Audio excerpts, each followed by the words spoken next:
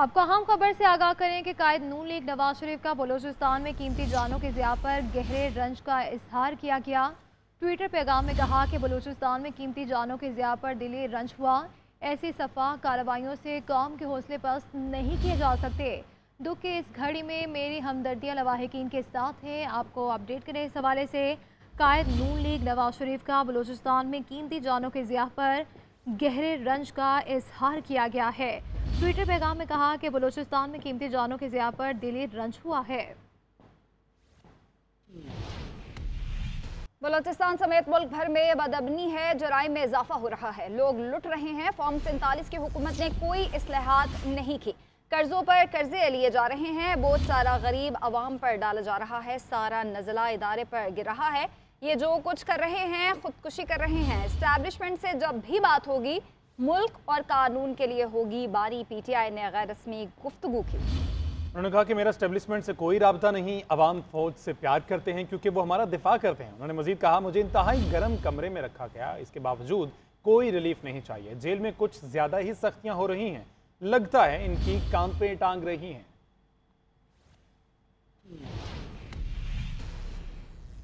पाकिस्तान को 7 अरब डॉलर कर्ज की मंजूरी कब होगी, मामला वाज़ेह ना हो सका। IMF एग्जीक्यूटिव बोर्ड का 4 सितंबर तक का शेड्यूल जारी कर दिया गया।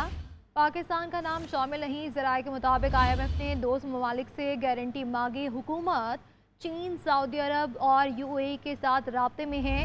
12 अरब डॉलर कर्ज रूल ओवर कराया जाएगा। सऊदी अरब को मजीद 1.2 अरब डॉलर कर्ज की नई दरख्वास्त भी दे दी गई है। नए कर्ज से 2 अरब डॉलर का फाइनेंसिंग गैप पूरा किया जाएगा। सऊदी अरब का 5 अरब डॉलर, चीन का 4 और UAE का 3 अरब डॉलर कैश डिपॉजिट पहले से मौजूद है।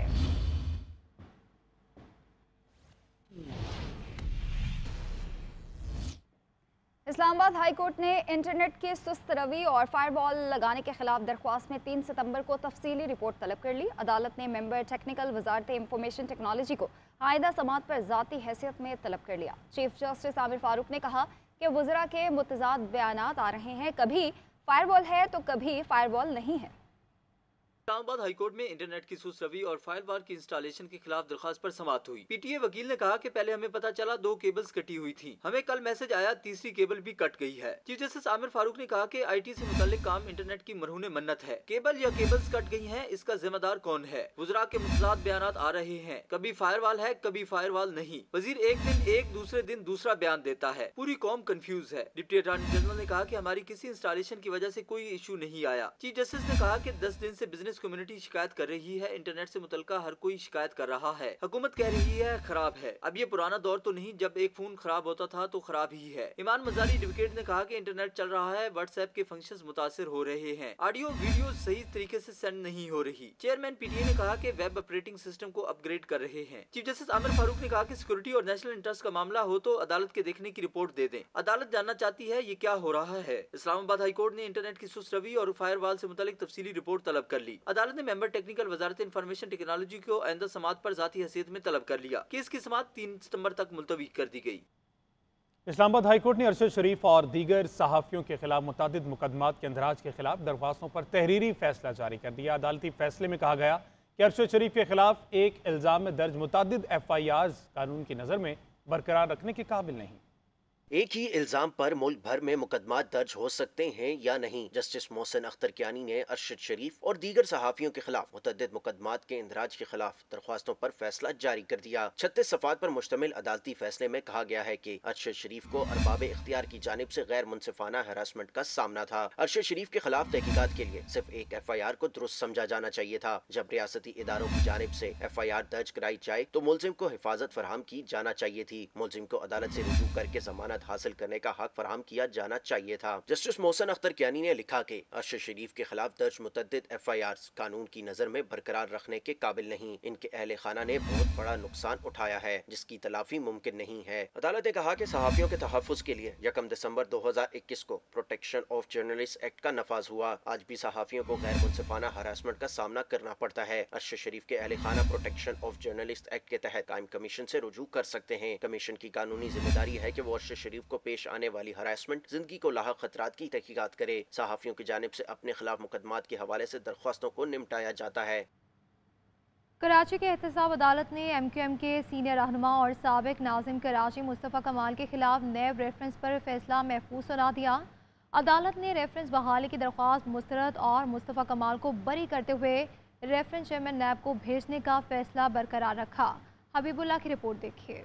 नैब कोर्ट में शाहिद खान अब्बासी के बाद एक और हाई प्रोफाइल केस का ड्रॉप सीन। गुज़िश्ता समाअत पर महफूज फैसला सुना दिया। अदालत ने साबिक नाजिम कराची और सीनियर रहनुमा MQM मुस्तफ़ा कमाल को क्लिफ्टन में सरकारी अराजी की गैर कानूनी अलाटमेंट के इल्जाम से बरी करते हुए रेफरेंस चेयरमैन नैब को वापस भिजवा दिया। फैसले के बाद मीडिया से गुफ्तगू करते हुए मुस्तफ़ा कमाल ने कहा कि 2019 में PTI ने इन पर केस बनाया जो झूठा साबित हुआ। नैब करप्शन डील करने का इदारा बन चुका है। मुझे 5 सालों तक इस कोर्ट में, इस पाकिस्तान की इस रियासत के इस निज़ाम में सियासी तौर पर बनाए हुए तहरीक इंसाफ के ज़माने में 2019 में मुझ पर ये केस बना है, 2019 में, और मैं 5 सालों के बाद आज अदालत कह रही है कि नहीं, ये केस ही नहीं है। मुस्तफ़ा कमाल का कहना है कि मेरे खिलाफ 5 सालों में एक भी गवाह अदालत नहीं जा सका। नैब भी कह चुका है कि मुस्तफ़ा कमाल ने खुद कोई माली फायदा नहीं उठाया। आज 5 सालों के बाद अदालत आराम से कह रही है कि जी नहीं, आप पर इल्ज़ाम जो लगा था वो गलत था।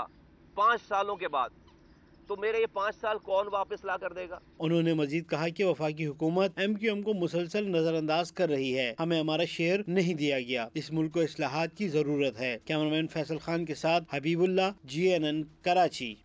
FIA ने मोने सलाही का शनाख्ती कार्ड ब्लॉक कर दिया है। मोने सलाही का पासपोर्ट भी कंट्रोल लिस्ट में डाल दिया गया है। मोने सलाही के साथ 6 और मुल्जिमान का शनाख्ती कार्ड भी ब्लॉक कर दिया गया है। डायरेक्टर FIA लाहौर सरफराज खान विर्क का कहना है कि मनी लॉन्ड्रिंग में मुलव्वस मुल्जिमान किसी रियायत के मुस्तहिक नहीं हैं। नाज़रीन, बरतानिया में फसादात से मुतालिक फेक न्यूज़ का केस अदालत ने फरहान आसिफ को मुकदमे से डिस्चार्ज कर दिया। FIA के तफ्तीशी अफसर के बयान के मुताबिक दौरान तफ्तीश कोई चीज़ सामने नहीं आई। मुल्जिम से कोई रिकवरी भी नहीं हुई। हर तरह से इंक्वायरी के बाद मुल्जिम के खिलाफ कोई सबूत नहीं मिला।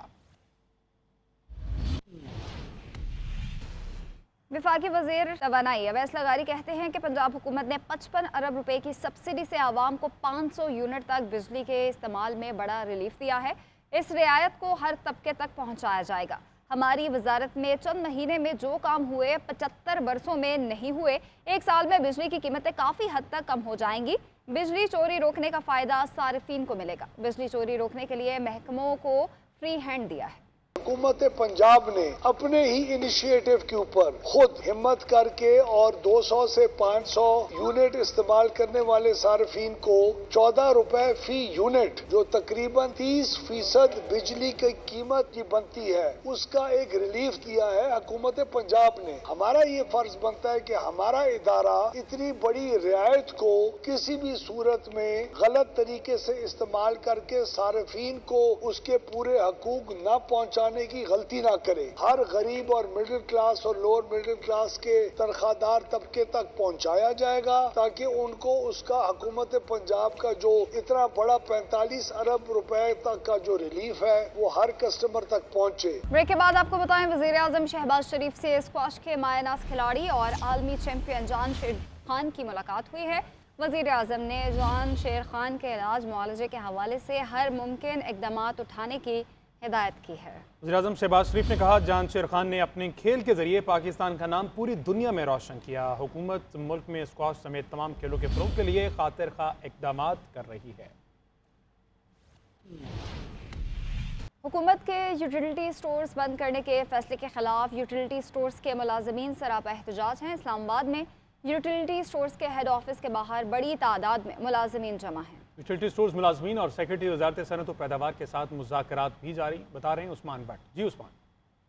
जी बिल्कुल, यूटिलिटी स्टोर्स के जो मुलाजमीन हैं उनका एहतजाज जो है वो ताहाल जारी है। वफाकी वज़ीर सनअत व पैदावार राना तनवीर जो है वो शिरकत करने के लिए यहाँ पर आ रहे थे इनसे मुज़ाकरात के लिए, लेकिन उनके हकीकी भाई के इंतकाल के बाद जो है वो शिरकत नहीं कर सकेंगे। उसके बाद जो सेक्रेटरी सैफ अंजुम है उनकी ज़ेर सदारत जो है वो इस वक्त मुज़ाकरात जो है वो जारी हैं। यहाँ से मुज़ाकराती टीम जो है वो रवाना हो चुकी है और यहाँ पर हज़ारों की तादाद में मुलाजमीन जो है वो इस वक्त यहाँ पर एहतजाज कर रहे हैं। और इनकी जो तादाद है उसमें मुसलसल जो है इजाफा देखने को आ रहा है। आला अफसरान इस वक्त यहाँ पर मौजूद है। जो मुतलका SP है सिटी जोन के, उनका ये कहना था कि पुरअमन एहतजाज करना हर शहरी का हक है। अगर जो एहतजाज करने वाले शहरी उनकी जानिब से कानून हाथ में लिया गया तो फिर कानून के मुताबिक ही उनके खिलाफ कार्रवाई अमल में लाई जाएगी। मुज़ाकरात इस वक्त हाल जारी है। बड़ी तादाद में इस वक्त मुलाज़मीन यहाँ पर मौजूद है। मुसलसल जो है वो नारेबाजी कर रहे हैं। उनका यही कहना है कि हमारे जायज़ मुतालबात जो है तस्लीम किए जाए, वरना ये एहतजाज जो है वो धरने की सूरत इख्तियार कर जाएगा।